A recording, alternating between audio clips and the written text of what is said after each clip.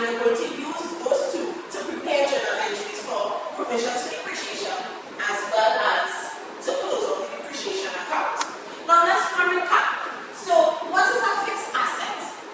We know that a fixed asset is a resource that is owned and controlled by the business and used by the business for more than 1 year. Once the asset passes a year and the asset is still in the business, for example, furniture, fixtures, fittings, computers, motor vehicles. Once you stay in the business for more than 1 year, it is considered a fixed asset. And we know that depreciation is when there's a reduction in the value of a fixed asset because of certain things. And why should we depreciate? Why should we depreciate? Why should we depreciate a car? Why should we depreciate a table? Why should we depreciate the air conditioning unit? For many reasons. We have obsolescence, it becomes out of date. For example, our phones, our computers, iPads, iPods, right? We have wear and tear. Using the asset over and over will cause it to reduce value. We have, because of time, so as time passes, these assets become old and it loses value. So these are the reasons why we depreciate it.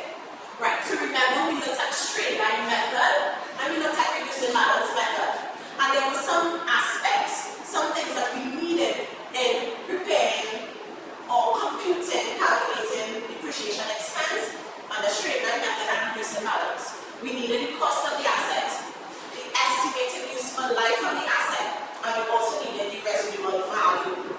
So there are certain things we have to know. So let's now go on to actually preparing journal entries for the depreciation account. So we just heard that we are going to learn about how to prepare journal entries for provisions for depreciation. But before we prepare the journal entries, we need to know what is provisions for depreciation. Now,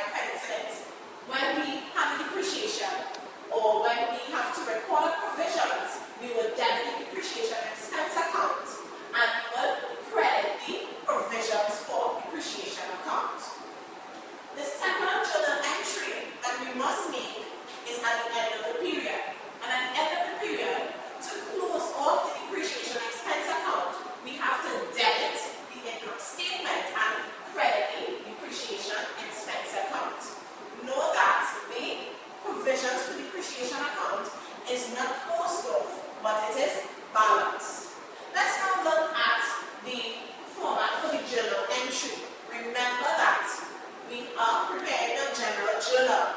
Now the format is a very basic format that we learned previously, where we have the name of the business, in this case, History Business Limited, and we have the name of the journal, which is the general journal.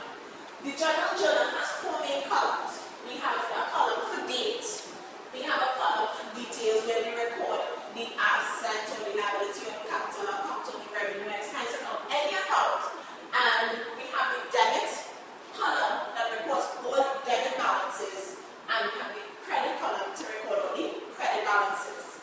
Let's now take a look at one of the questions we did previously based on straight line method of depreciation. We will be using that question when we bought the TDA. Remember when we bought the TDA? We will be using that question to journalize the depreciation expense and the provision, and then to close out the depreciation expense account.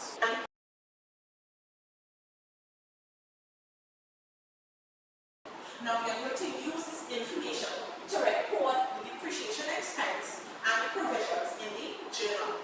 So we have the date as January 2013.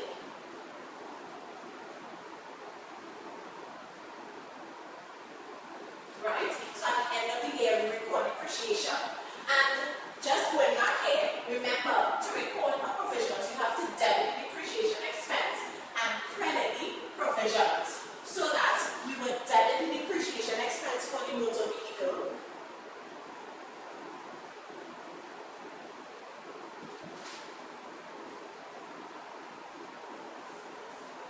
Right? Remember, all fixed assets have different depreciation expenses account. So we have to record.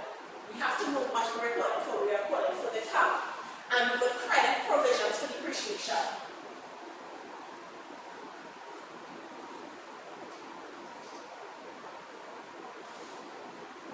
Our narration. What happened? We basically recorded. Right? So to record the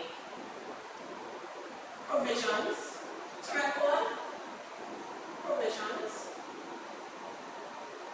for depreciation. Right? So that, remember, we have calculated the depreciation expense to be 28,000. So we will put 28,000 here and 20,000 here. Now, let's move on to the second journal entry. Now, to close out the depreciation expense account, we have to debit the income statement and credit the depreciation expense account. So let's do this one. So January the 31st, we will debit the income statement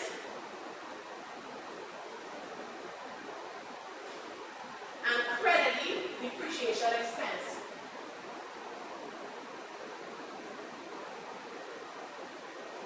What will our narration be? What did we do? We basically closed off the depreciation expense account. So to record the closing off